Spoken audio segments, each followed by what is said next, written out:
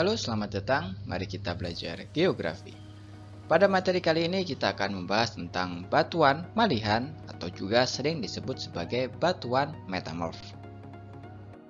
Jika batuan sedimen terbentuk akibat proses pengendapan dan batuan beku akibat proses pendinginan, batuan malihan ini berbeda dari kedua jenis batuan tadi, di mana batuan malihan ataupun batuan metamorf dari kata meta dan morf yaitu adalah batuan yang berubah bentuk.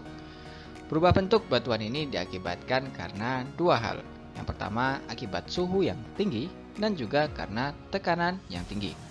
Di mana proses metamorfisme ataupun proses perubahan bentuk batuan yang tadinya batuan beku menjadi batuan metamorf, yang tadinya batuan sedimen menjadi batuan metamorf, ini diakibatkan karena batuan beku dan juga batuan sedimen bertemu dengan kondisi dengan suhu lebih dari 200 derajat Celcius.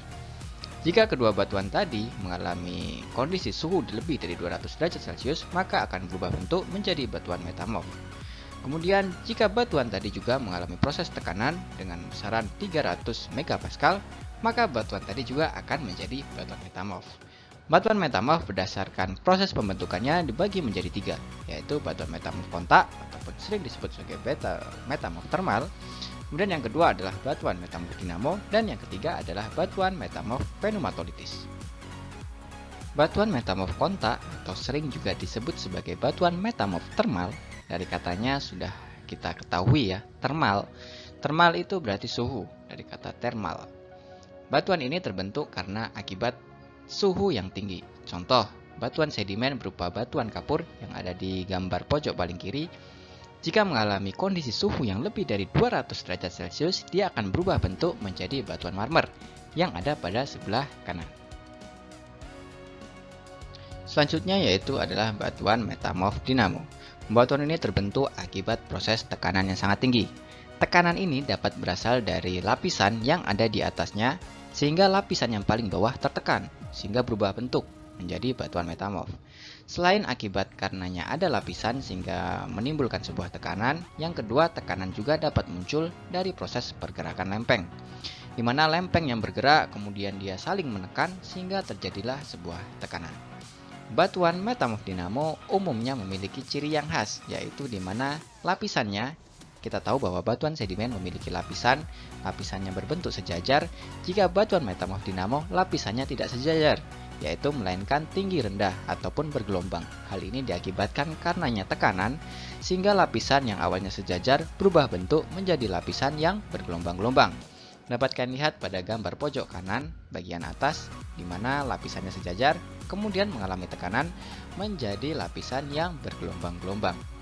Batuan metamorf dinamo terdapat 4 jenis batuan yang ada di gambar paling bawah, yaitu pertama batuan sabak atau disebut juga batuan tulis, dapat kalian lihat pada gambar sebelah kiri. Kemudian batuan filet yang biasanya kalian gunakan untuk menulis di bagian pensil. Nah, ini batuan filet. Kemudian yang ketiga itu adalah batuan serpentinit yang berwarna hijau dengan garis-garis putih yang khas pada batuannya. Dan yang terakhir, yang keempat adalah batuan gneiss.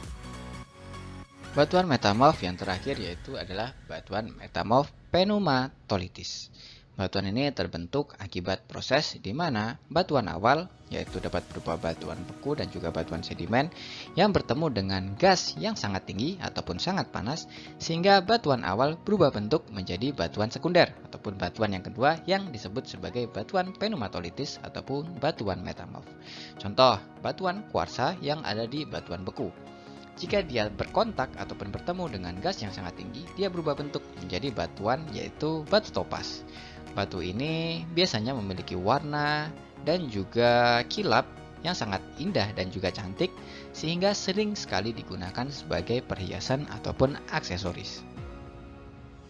Dari penjelasan ketiga jenis batuan metamorf, sehingga dapat ditarik sebuah kesimpulan dari ciri-ciri masing batuan tersebut. Ciri yang pertama, bentuk mineral, di mana ketiga bentuk batuan metamorf dari kontak, dinamo, dan pneumatolitis, bentuk mineralnya itu sangat kecil-kecil, sangat lembut-lembut, sehingga sangat sulit untuk dilihat secara langsung. Kemudian yang kedua, lapisan batuan, di mana batuan metamorf kontak itu memiliki lapisan-lapisan yang sangat tipis, sehingga sangat sulit untuk diamati. Kemudian untuk batuan metamorf dinamo, bentuk lapisannya sangat mudah diamati, akan tetapi bentuknya saling tinggi rendah ataupun bergelombang, tidak sejajar seperti di batuan sedimen. Kemudian untuk batuan metamorf pneumatolitis itu tidak terdapat lapisan. Kemudian yang ketiga, keberadaan lubang, di mana ketiga batuan metamorf ini sama sekali tidak memiliki lubang. Dikarenakan prosesnya tadi akibat proses tekanan, sehingga dalam proses tekanan tadi batuan yang berlubang pun tidak akan mungkin ada, karena dia akan memadat. Kemudian yang keempat adalah keberadaan fosil, di mana ketiga batuan ini jika terdapat fosil, fosilnya tidak akan mungkin terlihat, karena proses suhu yang tinggi dan juga tekanan yang tinggi merubah bentuk kondisi batuan awal sehingga menjadi batuan sekunder ataupun batuan metamorf. Dari ketiga jenis batuan beku, batuan sedimen, dan juga batuan metamorf, ketiga batuan tadi memiliki proses pembentukan yang berbeda-beda dan juga ciri-ciri yang khas pada masing-masing batuannya. Selain itu juga batuan ini memiliki fungsi-fungsi yang berbeda antara batuan beku, batuan sedimen, dan juga batuan metamorf. Untuk itu sangat penting untuk kita pelajari mengenai jenis-jenis batuan beserta fisiknya dan pemanfaatannya. Jika terdapat pertanyaan pada materi kali ini, dapat kalian tuliskan pada kolom komentar di bawah. Sekian dari saya, salam lestari, salam geografi.